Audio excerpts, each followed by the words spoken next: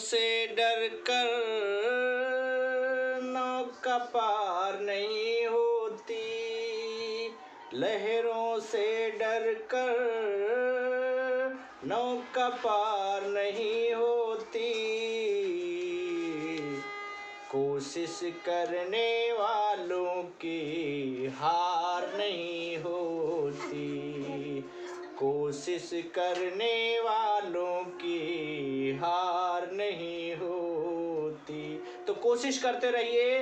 Welcome my YouTube channel Taufiq sir free education में आप सबका फिर से एक बार स्वागत है, एक बेहतरीन सवाल के साथ और पूरी उम्मीद के साथ किए इस बार 2022-24 परीक्षा में आएगा, बोर्ड परीक्षा में। तो क्या है प्रश्न, देखते हैं। ये है प्रश्न, 2x + 3y = 11 और 2x - 4y = -24 को हल कीजिए और इससे m का वह मान ज्ञात कीजिए जिसके लिए y = mx + 3 हो। तो देखिए प्यारे बच्चों, let us start to solve this question. कैसे हल करेंगे इसको हम? सबसे पहले हमारे पास दो समीकरण हैं। एक समीकरण ये है यहाँ से यहाँ तक, और एक समीकरण है ये। दोनों समीकरणों को हम उतार लेंगे। ये है 2x + 3y = 11 और एक है 2x - 4y = -24। तो ये समीकरण नंबर 1 है और ये समीकरण नंबर 2 है। ये द्विचर वाले समीकरण हैं। इनको हल करने की 3 विधियां प्रायः उपयोग की जाती हैं। पहली विधि है प्रतिस्थापन विधि, दूसरी विधि है विलोपन विधि और तीसरी विधि है बीजगणित विधि। तो हम किसी भी विधि का प्रयोग करके इसमें x और y का मान निकाल सकते हैं। तो चलिए करते हैं। इसका प्रयोग हम विलोपन विधि से करने जा रहे हैं, अर्थात हमें एक चीज को विलुप्त कर देना है x या y का। जैसा कि हमें मालूम है यहाँ पर भी 2x है, यहाँ भी 2x है। तो हम क्या लिखेंगे, ये हम विलुप्त करने जा रहे हैं। समीकरण 1 में से समीकरण 2 को घटाने पर,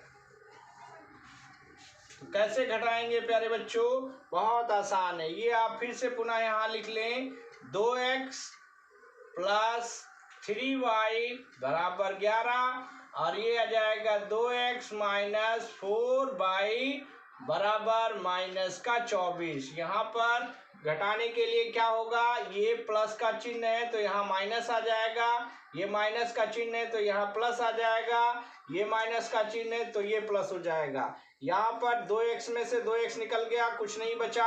अब ये माइनस की जगह पे प्लस बन गया, प्लस का 4 और प्लस का 3, ये आ गया प्लस का 7 और यहाँ प्लस का ये बन गया 24 और 11 को जब जोड़ेंगे तो 35। इस प्रकार से y = 35/7 काट देंगे तो y का मान 5 हो गया। y का मान 5 हो गया। अब y का मान समीकरण 1 में रख देंगे।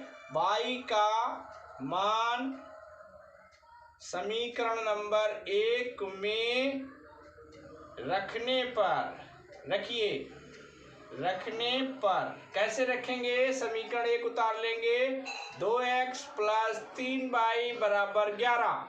अब हमें y का मान मिला है 5, तो क्या मिलेगा, 2x + 3 × y का मान आया है 5 = 11। अब हमारे पास हो जाएगा 2x + 15 = 11।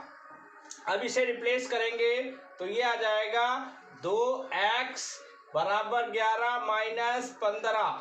इसे हल करेंगे तो ये हो जाएगा 2x = -4, x = -4 अपान में 2 चला गया, काट देंगे तो इसका इक्वल मिलेगा हमको -2। अब हमारे पास y की वैल्यू मिल गई है और x की भी वैल्यू मिल गई, दोनों वैल्यूज हमारे पास हैं। अब हमें करना क्या है, इन्हीं वैल्यूज को हम कहाँ पर पुटअप करेंगे, ये हमें m का मान जो निकालना है इसमें, ये वाला यहाँ पर रख लेंगे। यहाँ पर लिखेंगे x व y का मान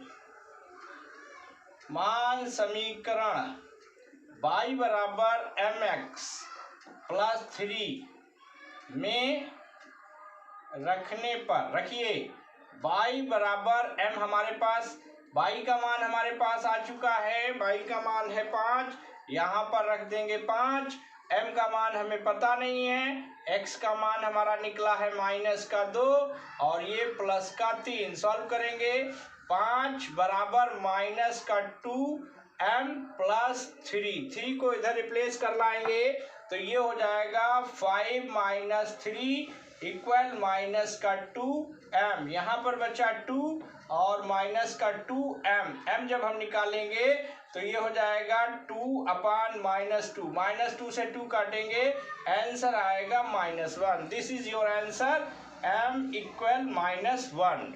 तो ये आपके लिए सॉल्व हो चुका है। एक बार फिर से रिवाइंड कर लीजिए प्यारे बच्चों, हमारे पास 2 समीकरण हैं। इन समीकरणों के थ्रू हमें m की वैल्यू देनी थी, तो हमने क्या किया, इन दोनों समीकरणों को हल किया है।